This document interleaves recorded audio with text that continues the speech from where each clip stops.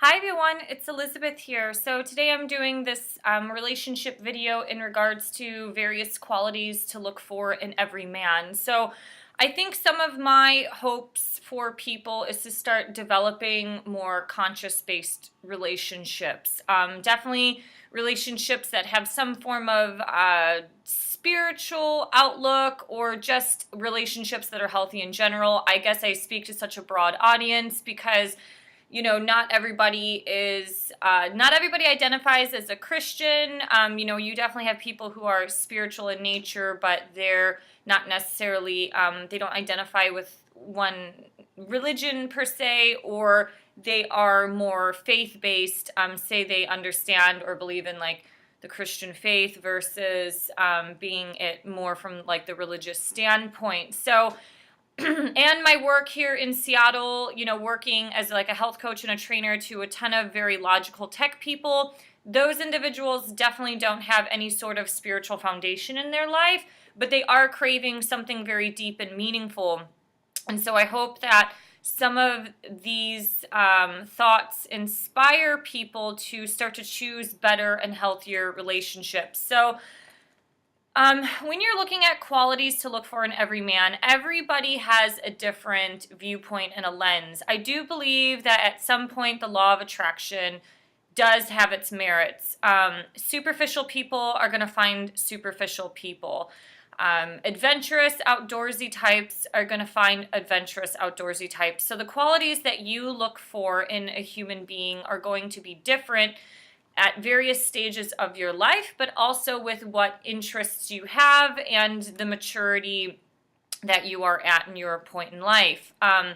Women are definitely more attached to the material world in terms of finding a partner or a spouse that has these wonderful materialistic qualities like the nice car and the nice clothes, a great education and things like that. And some of that, the presentation of a person is nice, right? Like most people aren't attracted to somebody that dresses like they just rolled out of bed, or if their car looks like a garbage disposal, that's kind of not necessarily that attractive. But my point is that I hope we can start judging people or choosing or being discerning of people in terms of being prospective partners in your life, regardless of if you want marriage or not. Maybe you just want, a long-term monogamous life partner that doesn't necessarily include marriage. There's a lot of nonconformity these days, so I'm not judging it. It's just I'm hoping that people can start to look for qualities that are a little bit more deeper and that are less superficial. So here are some qualities that I think that every woman should look for in every man. So I definitely think his heart connection is very, very important. How does he look at the world? How does he see the world? Does he have a connection to God? I mean, the heart connection, it's not necessarily just following the heart and having somebody live through their heart center all the time, but it's like the heart connection goes along with how they kind of treat other people. Are they very respectful of other people? Do they accept people for who they are? I think you need to look at the heart center. In addition, the heart center, in what I'm trying to get at, is there are some men who've been so burnt in the past in their relationships that they don't really have a good viewpoint of women. They're very angry. They're very malicious. Not malicious like they want to hurt women, but, I've counseled somebody who was left by his fiance, and he had such visceral distrust for women that he kind of thought at that point in his life that getting a dog is better than having a girlfriend. And so you can see that his heart was kind of suffering and kind of stuck at that point in time, and he needed to do a lot of healing. So look at the heart connection and see where he's at in his level of maturity in life. You definitely see this, like, is the man ready to give his heart away to one woman, or does he have to still kind of flirt and even micro flirt online or through his Facebook chat by getting attention from a bunch of different girls. So there's definitely like some people are ready to commit to one person, but they can't give up all those emotional highs that they're getting from the attention of other women, in other areas of life, whether it be from work or online, this, that, and the other. So another quality, the second quality that you should look for is how he treats people in general, but how he treats other women and especially his mother. What is his connection to his parents and what does he think of his mother?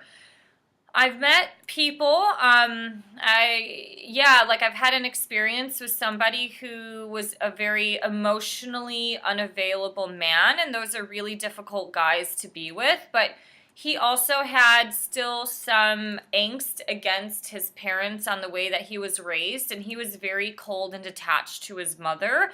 And so if somebody is very cold and detached to their mother, they're most likely going to be cold and detached to you as the partner, because there's something weak and lacking in him that cannot connect to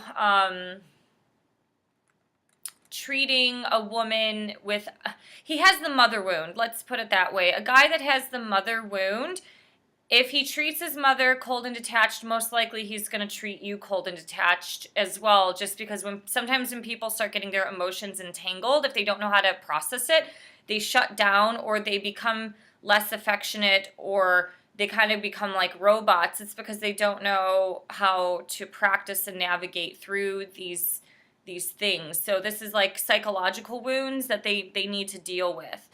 The third quality I think every woman should look for is admittance when they mess up. And I guess this is like words to the wise to men. Like, women respect strong and honest men. Guys who are beating around the bush or just bullshitting around is not a partner that you really want to be with. I mean, if they're making excuses for something that they've done wrong, if they dropped the ball, if they accidentally stood you up or maybe, misunderstood something, can they admit their fault? I think that is a very attractive quality, because the reality is you want to be with somebody who can look in the mirror and admit their weaknesses or their mistakes and not make excuses for it. The fourth quality that you should look for is emotional intelligence versus being emotionally defensive. How does he handle his emotions and how does he handle deeper conversations? Does he get really defensive when you bring something up like, hey, this hurt my feeling, that you did this? If he's getting really defensive or turning the tables to blame you for that, that's a massive red flag. So I think an emotionally intelligent man is very much the way that you want to go. Even if you really like the guy and the guy has a low EI, like, you might be better off letting him go or just letting him do his thing and see if it works out in the future. I don't know if I have great advice for that, but emotional intelligence is very key, and being with somebody who is chronically defensive all the time is very difficult to be with. So you definitely want somebody who can handle situations and problems diplomatically, as well as be able to express their emotions without always being on guard or having to take a sword and kind of cut through, the heart.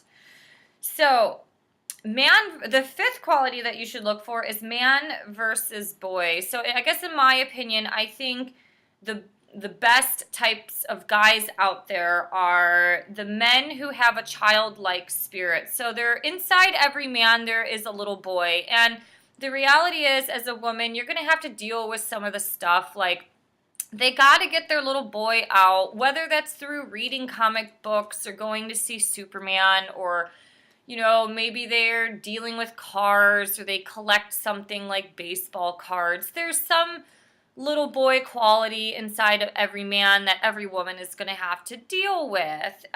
Even, the suave dudes, they might not have like a little childlike spirit inside, but, to the most mundane guys out there, there is a little boy that needs to get his little child fulfillment. But the thing is, there's a difference between having a childlike heart and being childish. Being childish can be very demanding, like I deserve this, or is just very stubborn and whines and bitches about things, but it doesn't actually take responsibility like a man to improve their life. So, being childish is definitely also pointing the finger and blaming other people and things like that. So you definitely want to look for a man who has a childlike spirit. You don't really want a boy. A boy doesn't really. I don't know. Somebody sent me this funny picture a while ago where it was like at the top the quote was little boys dream of this too, and it was a woman getting down on one knee and proposing to a guy, and he was holding a vase of flowers. And the interesting part in that quote was that she used boys. She used the word boy dream to that. It's like, do you want to wear the pants in the relationship, or do you want to be a mother to a guy? I personally find it very difficult to be with, like, I don't want to sleep with a little boy, you know what I mean? That'd be like, I don't want to treat a guy like my son and then sleep with him. That would just be really weird. It would almost literally be like sleeping with your son. It's like, you kind of have to have like a higher level there in terms of like sexual attraction and things. All right, so we're moving on. 2, 3, 4, 5, 6.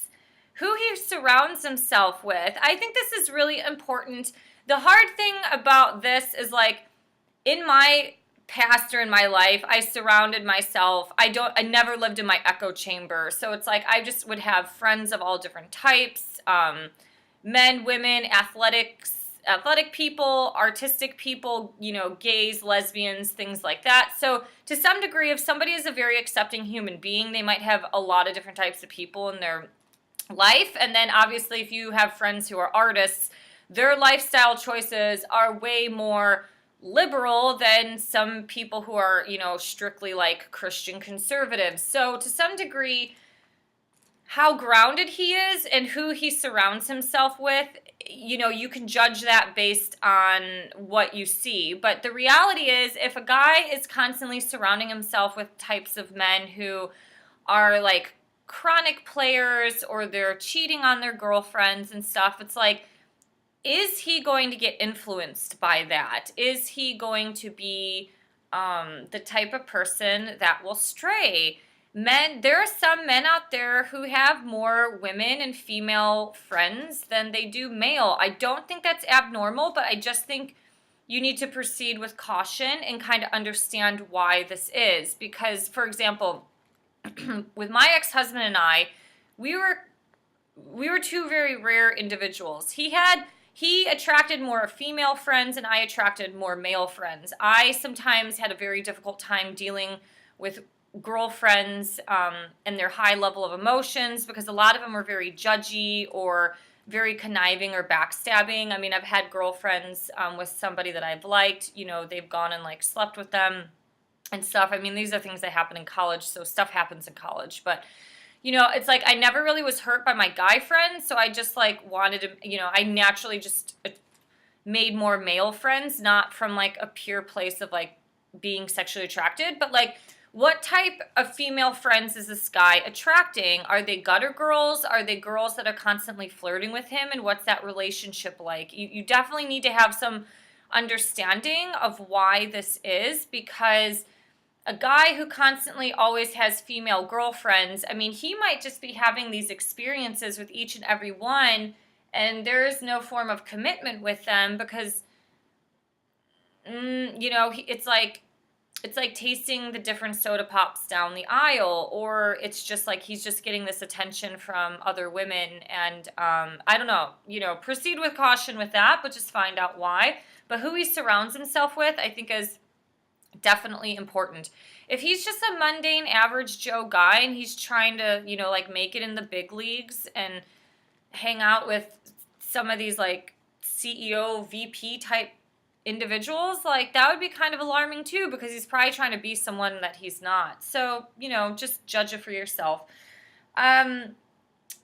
Chronic selfishness. How selfish is he? So the thing that women need to understand is that men are more selfish than women. I really think we are biologically ingrained in our DNAs as men and women differently, especially because of our roles, of being women. We bear children. So even if you don't even want kids in your life, like there's still that nurturing love that sits within you, within the feminine, that is very different from the masculine, who can detach from their emotions and, kill people in war or hunt for food and things like that. So, but there's a level of men being selfish in general versus him chronically being selfish. Like if you're always inviting somebody, if you're inviting a guy and he never does anything that you want to do, like that sucks. Like you don't really want to be with that. I've been with really selfish men before, and they are very, very, like long term, it is very difficult being in that relationship because you will be the one that will always have to sacrifice the things that you want. And that in itself is difficult to deal with.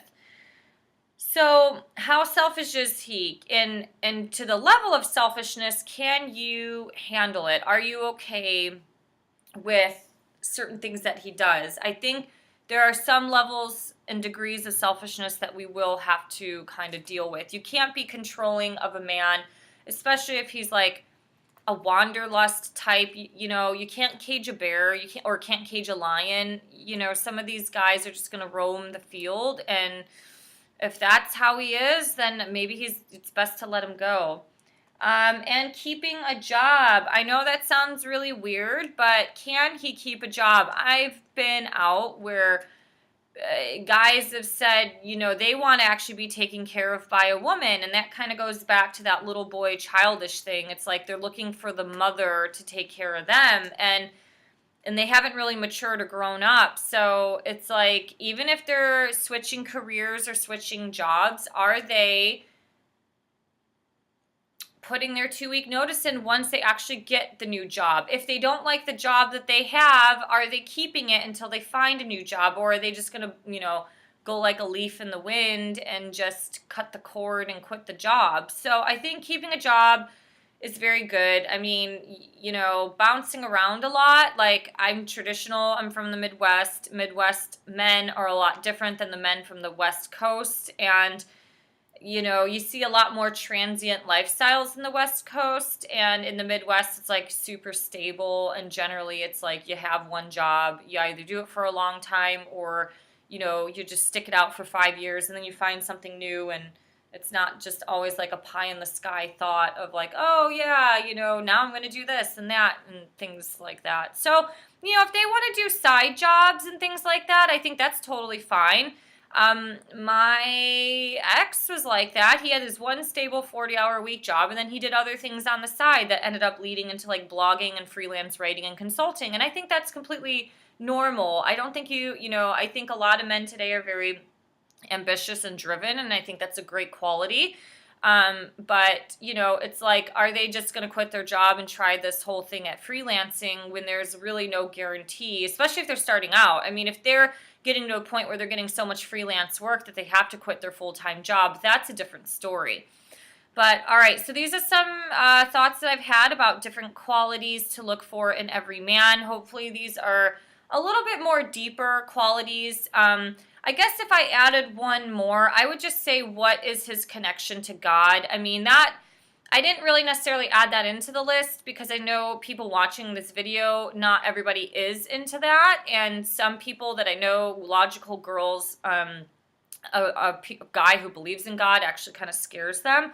I do think that is something that is very important because if he is a God-fearing man, he generally knows that God can see in his head and, well, obviously his heart, but more or less of the times they won't stray, but that is not, I'm not saying that's 100% always accurate because there are a lot of spiritual people and a lot of guys who believe in God who do stray, and there's a lot of men of logic who don't really believe in anything, or they believe in something, they just don't know what it is, and they are completely 100% faithful and committed human beings. So, you can test him and kind of question where his level of spirituality is at. But all right, these are some thoughts that I have. If you have any qualities that you find are really attractive in a guy or what women should look for, I think this is definitely a great discussion point. Please write them in the comment box below, because I think the more we can help each other, the better we can start to cultivate more conscious and healthier relationships that are, coming from a deeper and more meaningful place that actually takes a relationship more seriously and not as light and superficial as other stuff. If you'd like, you can support me on Patreon. Please subscribe to this channel. Help me build it if you can. And thank you for liking, sharing, and subscribing. See you guys soon. Bye.